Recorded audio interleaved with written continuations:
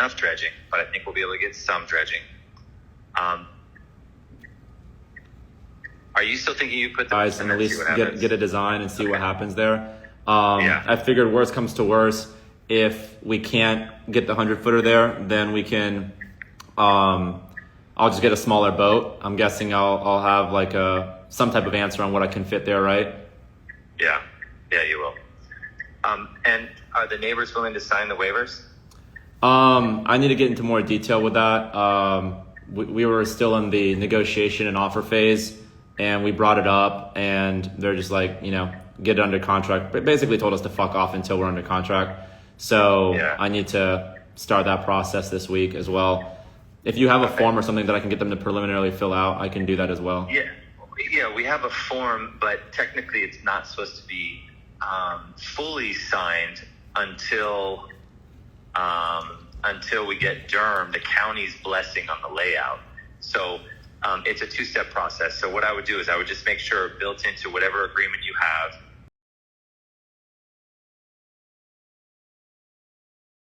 you have a copy of the form, a template of the form, both the state and the counties, and say, at the appropriate time, you guys are agreeing to sign this form, and that just have your attorneys draft up some sort of addendum to your contract when you get that far, right? And we'll give you copies of what the forms look like so that there's no question, okay, yeah, we have to sign this at the appropriate time.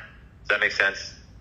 Right, because why? We have to have a design and everything set up before they can approve it. You have to have a design and set up, and you have to have it approved in preliminary form with the county before they request the form from the neighbor. So we just need to make sure that they will, at the appropriate time, which is 6 months down the road, sign the form. I gotcha. I mean? We can't have them renege on signing, and that can just be worked into an agreement that your attorneys can work on. Okay. What will it cost us to get to that point where they're signing? Like 6 months down the road. Well, you're 6 months worth of work. I mean, you're going to be probably 10K in with us by then. Okay. And that 10K will either get us up to the point where we can get the neighbor approvals on the big boat, or can that be switched over to a lift and a smaller boat, or will we have to start over? Of course. Okay. No, you would be starting over theoretically from a design standpoint, but you're not starting over from a fee standpoint. We'll give you credit for some of the work that we've done. It won't be for all of it, but we'll give you some credit for sure, at least 50%. Okay. Yeah. And then as far as timing, am I waiting another 6 months from that point, or are we already a lot closer? No, you're waiting. You're going to lose 3 months of time if at that point. So this process is going to be 18 months of process, right? It's going to be a long time. But no, I understand that. What? I understand that. That's fine. Yeah. But what I'm saying is that if we do change course and switch to just a boat lift and a dock extension or something like that, the process will go faster, but we still restart the clock about 3 months back.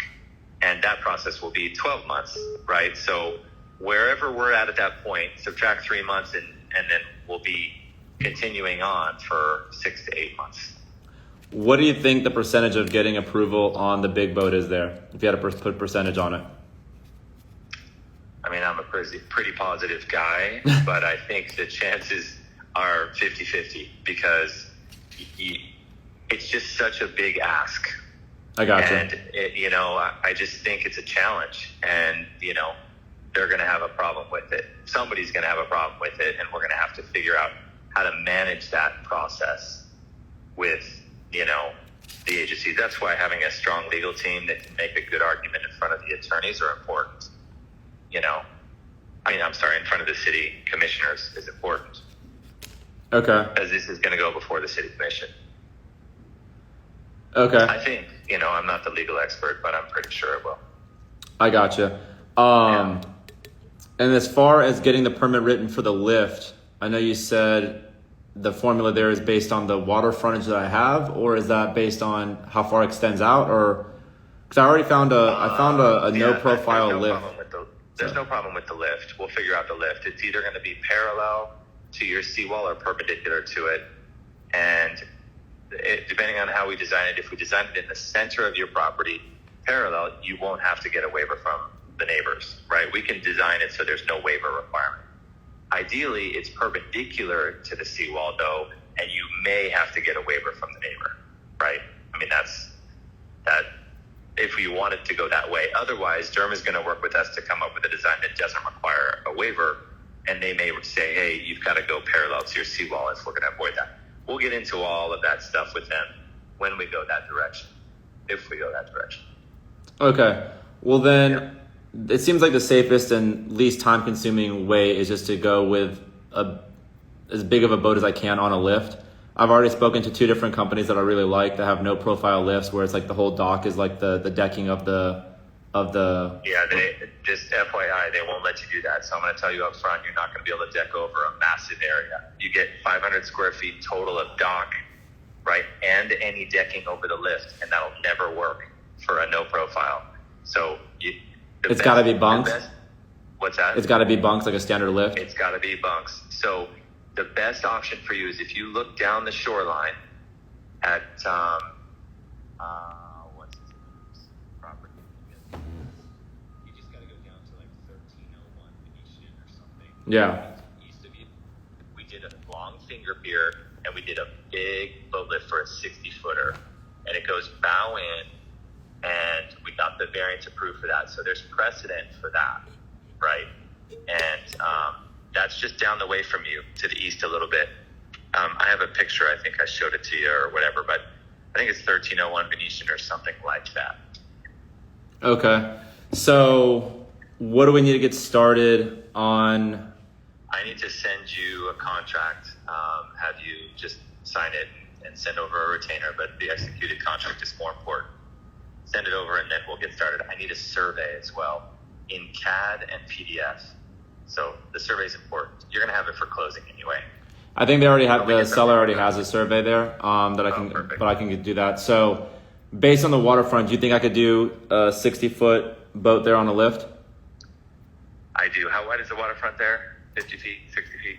I think it's 50 or 60 as far as overall water frontage. I can't remember the exact lot size. Exactly. We're probably going to have to tweak a little bit on it, like the finger pier, have to offset the finger pier to one side. But that big thing is still going to require a neighbor consent, right? It's not that type of lift that I'm saying it's not going to require a waiver. The one that's not going to require a waiver is for a 40-foot vessel, right, that fits within the property boundary, likely parallel to your seawall. So just know that what we're talking about here is still going to require waivers from your neighbor. Okay, so what's the biggest I can go without a waiver? Let me ask you that. If the property is 60 feet, then you can go 40. Basically a tender to your boat.